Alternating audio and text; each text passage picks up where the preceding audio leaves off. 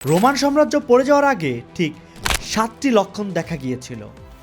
আজকে আমেরিকায় সেই 7টির মধ্যে 6টি আছে, আর ইতিহাস বলে সপ্তমটি আসতে বেশি সময় লাগে না। এক সময় রোম ছিল পৃথিবীর সবচেয়ে শক্তিশালী সাম্রাজ্য, অপরাজয়ের সেনাবাহিনী, বিশ্বের সেরা প্রকৌশল, সবচেয়ে শক্তিশালী মুদ্রা। মানুষ ভাবত রোম চিরকাল থাকবে।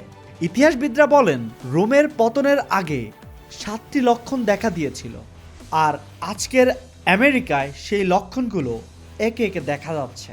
প্রথম লক্ষণ, রাজনৈতিক বিভাজন। রোমে একসময় সিনেটররা একে অপরকে রাস্তায় হত্যা করছিল।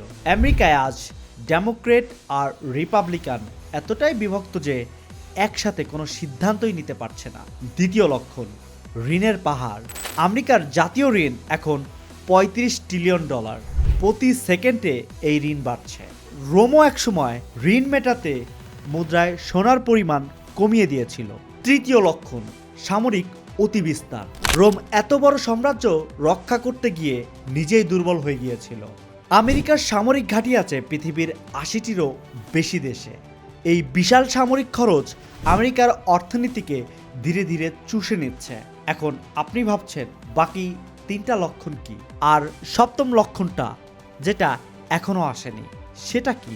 থামুন, সেটাই বলবো পরের 1 মিনিটে। আর সাথে বলবো আমেরিকা দুর্বল হলে বাংলাদেশের কি হবে, মিস করবেন না। চতুর্থ লক্ষণ, সামাজিক অবক্ষয়। রোমে যখন পতন আসছিল মানুষ রাজনীতিতে বিশ্বাস হারিয়ে ফেলেছিল। পঞ্চম লক্ষণ, অধিবাসন সংকট। রোমের শেষ দিকে বাহিরের মানুষ এত বেশি ঢুকে পড়েছিল যে রোমের পরিচয়টাই হারিয়ে যাচ্ছিল। ষষ্ঠ লক্ষণ, মিত্রদের অবিশ্বাস। রোমের মিত্ররা একসময় রোমকেই আক্রমণ করেছিল। আজ আমেরিকার মিত্র ইউরোপ বলছে আমরা আমেরিকার উপর নির্ভর করতে পারছি না। ফ্রান্স বলছে, জার্মানি বলছে, এমনকি কানাডাও বলছে। তাহলে আমেরিকা দুর্বল হলে বাংলাদেশের কি হবে? 3টা সরাসরি প্রভাব পড়বে।